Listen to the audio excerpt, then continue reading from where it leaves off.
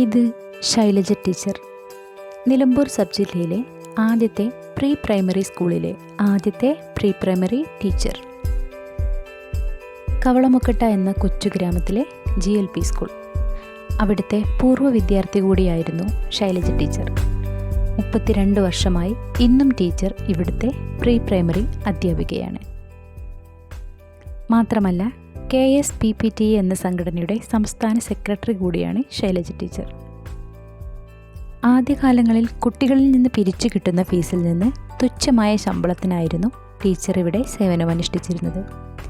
വർഷങ്ങൾ പിന്നിട്ടപ്പോൾ സർക്കാർ സ്കൂളുകളിൽ കുട്ടികളുടെ എണ്ണത്തിൽ വൻ ഇടിവ് വന്നപ്പോൾ പ്രീ പ്രൈമറി ക്ലാസുകൾ എല്ലാ സ്കൂളുകളിലും നിർബന്ധിതമായി. അങ്ങനെ പല സ്കൂളുകളിലും പ്രീ പ്രൈമറി ക്ലാസുകൾ ആരംഭിച്ചു. എല്ലാവരും തുച്ഛമായ ശമ്പളത്തിന് ജോലി ചെയ്യുന്ന പ്രീ പ്രൈമറി അധ്യാപകരും ആയമാരുമായിരുന്നു. തങ്ങളുടെ ആവശ്യങ്ങൾ അധികൃതരിൽ എത്തിക്കണമെങ്കിൽ സംഘടിച്ചേ മതിയാകൂ എന്ന ബോധ്യം അവരിൽ ഉണർന്നു. അങ്ങനെ പ്രീ പ്രൈമറി അധ്യാപകരും ആയമാരും ചേർന്നുള്ള സംഘടന നിലവിൽ വന്നു, KSPPTA. പിന്നീട് സ്കൂളുകളുടെ എണ്ണം വർദ്ധിച്ചു, ജീവനക്കാരുടെ എണ്ണവും വർദ്ധിച്ചു. 1 മുതൽ എല്ലാ ക്ലാസ്സുകളിലും കുട്ടികളുടെ എണ്ണവും കൂടി. എന്നാൽ പ്രീ പ്രൈമറി ജീവനക്കാരുടെ ആവശ്യങ്ങൾ, ശമ്പളം, ആനുകൂല്യങ്ങൾ ഇതിലൊന്നും ഒരു മാറ്റവും വന്നില്ല. യാതൊരു സേവന വേതന വ്യവസ്ഥകളുമില്ലാതെ ജോലി ചെയ്യുന്ന ഒരു വിഭാഗം മാത്രമായി ഇവർ. കുടുംബം, കുട്ടികൾ, ആവശ്യങ്ങൾ എല്ലാം എല്ലാവരെയും പോലെ ഇവർക്കുമുണ്ട്. എല്ലാ അധ്യാപകരെ പോലെയും രാവിലെ മുതൽ വൈകുന്നേരം വരെ ജോലി ചെയ്യുന്നവരാണ്. എന്നിട്ടും ഇതിനൊക്കെ ഒരു അറുതി വരുത്താൻ ടീച്ചർ ഉൾപ്പെട്ട സംഘടന നിരന്തരം പരിശ്രമിച്ചു. പല പോരാട്ടങ്ങളും നടത്തി. മാറി മാറി വരുന്ന സർക്കാരുകൾ വാഗ്ദാനങ്ങൾ മാത്രം നൽകി. നിരന്തരമായ ഇടപെടലുകളുടെയും പരിശ്രമത്തിൻ്റെയും ഫലമായി 2006 LDF ഗവൺമെൻറ് 300 രൂപ ടീച്ചറിനും 200 രൂപ ആയയ്ക്കും ഓണറേറിയം അനുവദിച്ചു. അതിൻ്റെ ബലത്തിൽ കേസും പ്രക്ഷോഭങ്ങളുമായി പോരാടുക തന്നെ ചെയ്തു.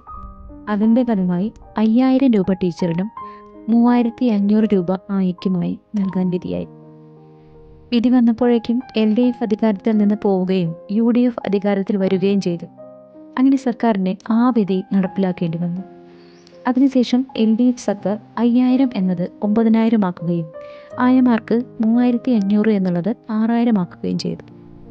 ഇന്നിപ്പോൾ 12500 ടീച്ചറിനും 7500 ആയയ്ക്കും കിട്ടിക്കൊണ്ടിരിക്കുന്നു. ഇതെല്ലാം 2012 ഓഗസ്റ്റ് വരെ ജോലിയിൽ കയറിയവർക്ക് മാത്രമുള്ളതാണ്. എങ്കിലും ഈ പരിമിതിക്കുള്ളിൽ നിന്നുകൊണ്ട് തന്നെ KSPPTA എന്ന ഈ സംഘടന ചെയ്ത കാര്യങ്ങൾ ചെറുതൊന്നുമല്ല. 2019 പ്രളയത്തിൽ വീട് നഷ്ടപ്പെട്ട ടീച്ചറിന് 6 ലക്ഷം രൂപ നൽകി വീട് നിർമ്മിച്ചു നൽകി KSPPTA എന്ന ഈ സംഘടന. അതുപോലെ 2019 പ്രളയത്തിൽ മുഖ്യമന്ത്രിയുടെ ദുരിതാശ്വാസ നിധിയിലേക്ക് ശൈലജ ടീച്ചർ തൻ്റെ വള ഊരി നൽകി. തന്നെ കൊണ്ട് കഴിയുന്നത് ഞാൻ ചെയ്തു എന്ന് മാത്രമാണ് ടീച്ചറിന് അതിനെക്കുറിച്ച് പറയാനുള്ളത്. റിട്ടയർമെൻറ്റ് പ്രായമൊന്നും തീരുമാനിക്കാത്തതിനാൽ ടീച്ചറും സീനിയർ പ്രീ പ്രൈമറി ടീച്ചർമാരും ഇന്നും ജോലി ചെയ്തുകൊണ്ടേയിരിക്കുന്നു. തൻ്റെ ക്ലാസ്സിലെ കുഞ്ഞുമക്കളുമായി ആടിയും പാടിയും കഥ പറഞ്ഞും ചിരിച്ചും കളിച്ചും ഇന്നും ആ സ്കൂളിൻ്റെ പൂർവ്വ വിദ്യാർത്ഥി ആ മുറ്റത്ത് തന്നെയുണ്ട്. ആ സ്കൂളിൻ്റെ ഓരോ മുക്കുമൂലയും ടീച്ചറിനറിയാം. ഇന്നിപ്പോൾ പ്രീ പ്രൈമറി ക്ലാസ്സുകളെല്ലാം വർണ്ണക്കൂടാരം പദ്ധതിയിലൂടെ മികച്ച രീതിയിൽ മെച്ചപ്പെട്ടിരിക്കുന്നു. ഏറ്റവും നല്ല പ്രീ പ്രൈമറി ക്ലാസ്സുകളിലൊന്നാണ് കവളമുക്കട്ട ഗവൺമെൻറ് LP സ്കൂളിലെ പ്രീ പ്രൈമറി ക്ലാസ്സുകൾ.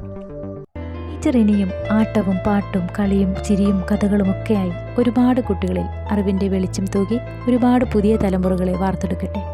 അവരുടെ പ്രിയപ്പെട്ട ടീച്ചറായി ശൈലജ ടീച്ചർ ഇനിയും തിളങ്ങട്ടെ. ഈ കളിവീട്ടിൽ എന്നും ശൈലജ ടീച്ചർ ഉണ്ടാവണം.